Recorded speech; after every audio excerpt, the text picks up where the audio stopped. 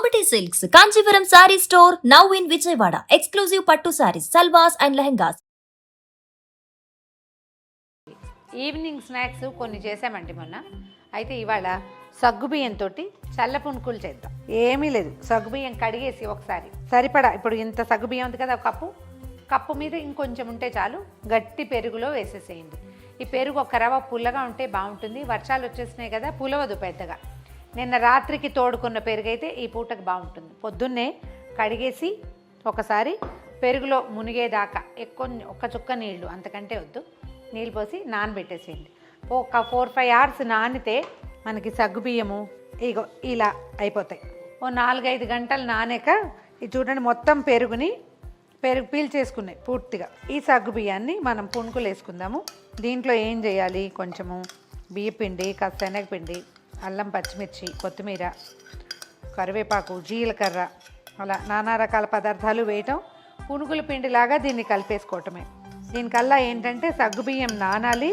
ఇందులో ఎక్కువ లూజ్ పదార్థం, నీరు ఉండకూడదు. మొత్తం ఉన్న తడిని పెరుగుని పీల్చేస్తే బాగుంటాయి.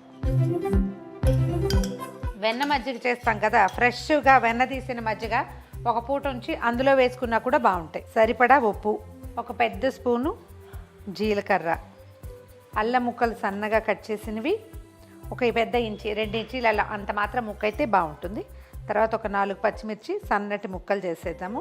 ఎక్కువ ఉల్లిపాయలు వేయద్దు, కాసిని అనుకోండి. ఒక చిన్న ఉల్లిపాయ వేస్తే చాలు. ఒక 4 స్పూన్లు ఇంచుమించుగా బియ్యపిండి పడుతుంది.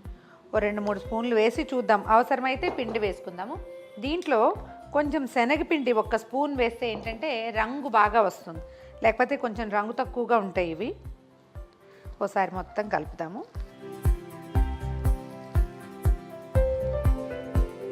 తర్వాత కొంచెం ఒక చిన్న కట్ట కొత్తిమీర కూడా వేద్దాము. కరివేపాకు కూడా సన్నగా కట్ చేసి వేసుకోవచ్చండి, బాగుంటుంది అది కూడా. 2 ఎందుకు అనిపిస్తూ ఉంటుంది అప్పుడప్పుడు నాకు, అందుకని ఒకటే వేసా. బాగానే ఉంది, ఇంకా పిండి అవసరం లేదనిపిస్తుంది. నూనె కాగిపోయింది. హైలో పెట్టి బాగా పొగ రానివ్వండి, సిమ్లో పెట్టేసి టకాటకా వేసేసేయండి. ఒకేసారి దీన్ని ముట్టుకోవద్దు, కొంచెం పొగ చల్లారిపోయాక, అంటే నురుగ రావటం ఆగిన తర్వాత అప్పుడు కదిపితే దానికి విడిపోయి చక్కగా వస్తాయి. క్రిస్పీగా ముదురు వేపు రాగానే తీసేద్దాము. ఒకవేళ మనకి ఇవి ఒకదానికొకటి ఎక్కువ అతుక్కుపోతున్నాయి అలా అనిపిస్తే ఇంకొంచెం బియ్య పిండి వేస్తే సరిపోతుంది. నీళ్లు గనక వేయకపోతే, అంటే ఒట్టి పెరుగు తప్ప నీరు తగలకుండా ఉంటే అసలు నూనె పీల్చకుండానే వస్తాయి. మళ్ళీ 2వ వాయి వేసుకుందాం. అంటే కొంతమంది దీంట్లో సోడా వేస్తారండి.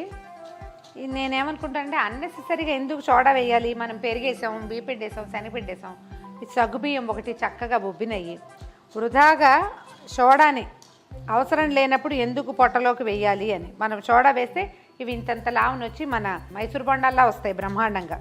కానీ ఆ బ్రహ్మాండం వల్ల దాహం ఎక్కువ వేస్తుంది ఒకటి. సోడా ఎందుకు అలా అనిపిస్తుంది. మీకు ఇంట్రెస్ట్ ఉండి అవి ఇంతలా వస్తేనే బాగుంటుంది అని భావిస్తే కొంచెం ఒక చిటికెడు సోడా వేసే ముందు వేయండి. నేనైతే పెద్దగా ప్రిఫర్ చేయను, ఎంకరేజ్ కూడా చేయనండి. మూకుడు నిండుగా వేసేస్తే చక్కగా వచ్చేస్తాయి మొత్తం.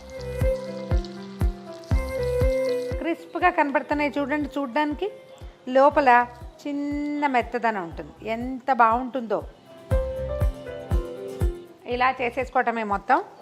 మరి వర్షాకాలపు సాయంకాలాలు అప్పుడప్పుడు సగ్గుబియ్యంతో కూడా ఇలా వడలు వేసుకోవచ్చు. స్టవ్ కొంచెం హైలో పెట్టి చెక్క వేయించేసేయండి. వేడివేడి సగ్గుబియ్యం పునుకులు, చల్ల పునుకులు అని కూడా అనొచ్చు. సగ్గుబియ్యం పునుకులు అంటే బాగుంటుంది వినడానికి.